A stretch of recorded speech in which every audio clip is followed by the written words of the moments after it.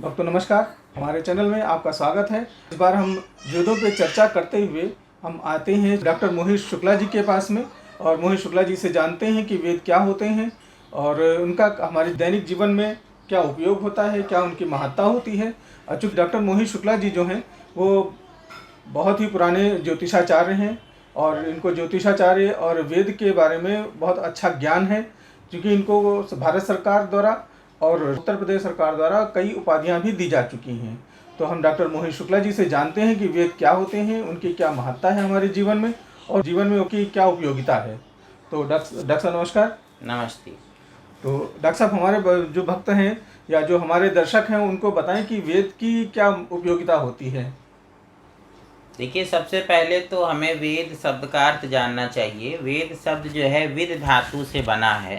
संस्कृत में हर शब्द का जो है उत्पत्ति धातुओं से हुई, तो विद धातु का अर्थ होता है विद्या, और विद्या का पर्याय जो है वो है ज्ञान, जिसको हम ज्ञान भी बोलते हैं। कि ज्ञान की जो जितनी भी संसार में विद्याएं हैं, जो ज्ञान है, वो सब जो है वेदों से ही उत्पन्न हुआ है। तो जब अब हम जैसा कि सभी हमारे दर्शक भी अधिकांश जानते होंगे, जिन्होंने अपने बचपन से लेकर आज तक पढ़ा होगा, कि Rigveda is the oldest book of the world. जो ऋग्वेद है उसको हम सबसे प्राचीनतम वेद भी मानते हैं और जो विश्व का सबसे प्राचीनतम ग्रंथ भी माना गया है। और वेद व्यास जी ने वेदों को लिपिबद्ध किया था। उसके पहले भी वेद हमारे श्रुति रूप में जो है चलते रहते थे, जिनको हम श्रुति भी बोलते हैं, जो सुनकर याद किया जा सके। तो वेदों के विषय में जैसा मैंने आपको बताया कि जो विद्या है, ज्ञान है, और उसका वेद स्वयं जो है एक मंत्र से जो है स्पष्ट होता है, जिसको मैं प्रस्तुत करूँगा कि ओम स्तुता मया वरदा वेद माता प्रचोदयन्तां पावमानि द्विजानाम् आयु प्राणं प्रजां पशुं कीर्तिं द्रविडं ब्रह्मवर्चसं मह्यं दत्त्वा वृजत ब्रह्मलोकम्। तो इस वेद मंत्र में ही बता दिया गया है कि वेद क्या है। कहते हैं कि वेद स्तुता मया, मैं ऐसे वेदों की स्तुति करता हूँ जो परम पवित्र है। द्विज माने हमें दूसरा जन्म देने वाले। दूसरा जन्म कैसा होता है? जो हम अज्ञानता के रूप से जब ज्ञान के मार्ग पर प्रशस्त होते हैं, ज्ञान की ओर बढ़ते हैं, तो हमें द्विज कहा जाता है कि हमारा दूसरा जन्म हो गया। अभी तक तो मैं अज्ञान रूपी जीवन में अपना समय व्यतीत कर रहा था, अब मैं ज्ञान की ओर बढ़ गया हूँ। तो वो जो वेद हैं हमें द्विज बनाने वाले, अर्थात विद्वान बनाने वाले हैं, और उसी से सद्वे विद्वत जन भी बना है। तो जो विद्वान बनाने वाले हैं और हमें क्या देने वाले? आयु। वेदों के शरण में जाने से क्या मिलता है? तो कहते आयु प्राणम प्रजाम पशुम कीर्तिम द्रविडम ब्रह्मवर्चसम।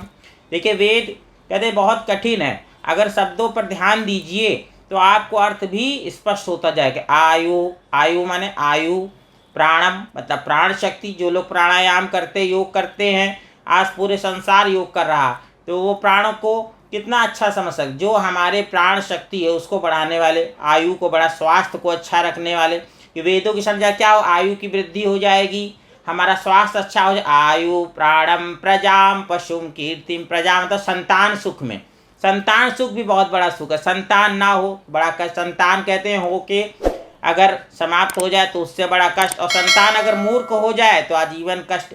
तो कह रहे संतान कैसी हो? विद्वान हो, ज्ञानी हो, माता पिता का आदर करने वाली हो, राष्ट्र समाज का उत्थान करने वाली हो। तो ऐसी संतान कैसे मिलेगी? वेदों की शरण में जाने से। जब हम वेद की शरण में जाएंगे और वेद से ज्ञान प्राप्त करेंगे, और जब माता पिता विद्वान होंगे तभी उनकी संतान भी विद्वान होगी, ज्ञानी होगी।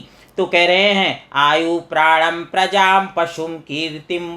पशु मतलब कि पशु जो हमारे सुख के संसाधन हैं, जो पशु हैं वो उसमें वृद्धि होगी। हमारे आवागमन के, जैसे प्राचीन काल में अश्व होता था, गज होता था, गज माने हाथी, जिससे हम चलते थे फिरते थे। और मनुष्य का जो जीवन था पशुओं पर बहुत ज़्यादा निर्भर हुआ करता था, उससे प्राकृतिक संतुलन भी बना रहता था और जीवों का संरक्षण भी होता था। आज भी जो पशु प्रेमी इस बात को समझते हैं कि जब तक हम पशुओं से जुड़े रहे तब तक आप देखिए कि पशुओं का संरक्षण कितने अश्व थे, संसार दिखते थे। और आज ये स्थिति है कि हमारे जीवन में हमें जो है अश्व देखिए कितने कम दिखाई पड़ते हैं। और इसी प्रकार से गौओं का, और जब हम बैलों का प्रयोग करते थे तो वह आज बैल भी विलुप्त होते जा रहे हैं। और जब से ट्रैक्टर आया है, अन्य चीज़ें, और ट्रैक्टर के और अन्य चीज़ों के प्रयोग से जहां हमारे सुख के साधन तो बढ़े हैं, मगर उसके साथ साथ देखिए प्रदूषण है जो हमारे गांव तक नहीं पहुंचा था, वो भी उसके साथ साथ पहुंच रहा है। तो इस प्रकार से कह रहे आयु प्राणम प्रजाम पशुम कीर्तिम द्रविड़म। कीर्ति, यश और कीर्ति हम चाहते जीवन में हमारी यश कीर्ति जो है वो बढ़े। तो यश कीर्ति के लिए हर व्यक्ति चाहे तो धन उस मार्ग से कमाना चाहता है कि धन के साथ में हमें यश और कीर्ति भी मिले। तो कहते हैं आयु प्राणम प्रजाम पशुम, तो मिल गया कीर्तिम, और यश कीर्ति के साथ में धन भी। तो कह रहे हैं कि इस प्रकार से 7 वरदान यहाँ पर दिए जा रहे हैं कि वेदों की शरण 7 वरदान मिल रहे हैं। आयु प्राणम प्रजाम पशुम कीर्तिम द्रविड़म ब्रह्म वर्चसम। द्रव्य, द्रव्य माने होता है धन, और ब्रह्मवर्ष, ब्रह्म का तेज। अब देखिए जब इतनी चीज़ें आपको मिल रही है, अब क्या चाहिए? संतान सुख भी मिल गया, धन भी मिल गया, यश भी मिल गया, आपके सुख के संसाधनों में भी बढ़ोतरी हो गई, और ऐश्वर्य भी बढ़ गया, आयु भी बढ़ गई, प्राण भी बढ़ गया। और कह रहे फिर अंत में क्या बचा? कहने लगे अरे भाई सब कुछ तो आपने बता दिया, मगर भौतिक सुख की बात कर रहे हैं आचार्य जी, अभी तो मोक्ष की प्राप्ति रह गई। तो देखिए आगे मंत्र फिर कहता मह्यम दत्वा वृजत ब्रह्मलोकम, कि अंत में हमको सारे आयु को, पूर्ण आयु को प्राप्त करने के बाद यही वेद हमें कहाँ पहुँचाएगा? ब्रह्मलोक की प्राप्ति कराएगा, अर्थात कि मोक्ष की भी प्राप्ति वेदों की शरण में जाने से हो जाएगी। तो वेद क्या है? विद्या और ज्ञान ही वेद है, और विद्या और ज्ञान की उत्पत्ति जहाँ से हुई वो वेद है। और वेद की शरण में जाने से हमें ये सारी चीज़ जिसके लिए हम जीवन यापन कर रहे हैं, जिसके लिए हम संसार में पढ़ाई करते हैं, अध्ययन करते हैं, नए नए प्रयोग करते हैं, वो सब चीज़ें वेदों से प्राप्त होती। और इसके साथ में मैं आपको ये बताना चाहता हूँ, एक साधारण शब्दों में बता दूँ कि वेद में मंत्र आए हैं, और मंत्र शब्द का अर्थ होता है यो मननात् स मंत्रा, कि जो मनन किया जाए वही मंत्र है। और मंत्र का पर्याय होता है मनन, किसको कहते हैं? यो मननात् स मंत्रा, विचार। जो विचार हमारे होते हैं, जो मंत्र क्या है? विचार। हमारे जो श्रेष्ठतम विचार होते हैं वही मंत्र हैं। और ये श्रेष्ठतम विचार कहाँ से उत्पन्न हुए? परमात्मा ने अंगिरा, आदित्य, वायु, अग्नि 4 ऋषियों के हृदय में ये श्रेष्ठतम विचार उत्पन्न किए, ज्ञान की उत्पत्ति करी, तब ये 4 ऋषियों के द्वारा हमें वेदों की प्राप्ति, परमात्मा की, कहते वेदों की रचना ईश्वर ने करी। ईश्वर ने कैसे करी? 4 ऋषियों के हृदय में श्रेष्ठतम विचारों का भी देखिए, परमात्मा कहते हैं वेद में भी कि जितने अच्छे विचार हैं, जो पॉजिटिव थॉट्स हैं, वो सब ईश्वर की कृपा से ही प्राप्त होते हैं। और वेदों में जितनी भी मंत्र आए हैं, जो विचार हैं, वो सब पॉजिटिव थॉट्स हैं, विश्व का कल्याण करने की बात। जैसा कि वसुधैव कुटुंबकम, तो वसुधैव कुटुंबकम की पूरा विश्व मेरा परिवार है, विचार है, कहाँ से आया? ये श्रेष्ठतम विचार जो है वो ऋग्वेद से आया।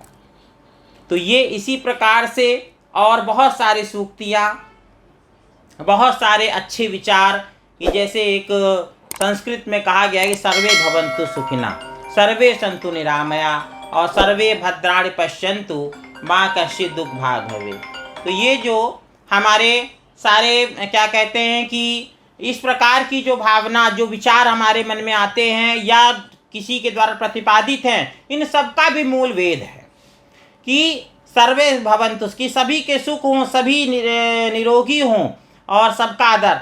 डॉक्टर मोहित शुक्ला जी से बात करके अच्छा लगा, और इन्होंने जो वेद के ऊपर जो बातें बताई हैं, हमें विश्वास है आपको ज़रूर पसंद आई होंगी। और यदि पसंद आई हैं तो दूसरों तक भी शेयर करें, ताकि जो लाभकारी जानकारियां हैं वो दूसरों को भी मिल सकें और वो भी इसका लाभ उठा सकें। और वीडियो में अपने जो विचार हैं, अपने जो प्रश्न हैं, वो ज़रूर बताएं, ताकि डॉक्टर साहब हमारे साथ जो बैठे हुए हैं, डॉक्टर मोहित शुक्ला जी, ये बहुत ही बड़े ज्योतिषाचार्य भी हैं, और एक प्रकार से देखा जाए तो बहुत ही अल्प आयु में इन्होंने कई ग्रंथों की रचना भी की है, जो राहु से संबंधित है, केतु से संबंधित हैं, और शिव जी की उपासना से भी संबंधित हैं। तो इनके बारे में जितनी भी हम बात कहें या जो इनकी प्रशंसा करें वो कम है। अगले एपिसोड में वेदों के ऊपर चर्चा करते हुए हम फिर आपसे बात करेंगे। तब तक के लिए वीडियो देखने के लिए आपको धन्यवाद। जय हिंद, जय भारत।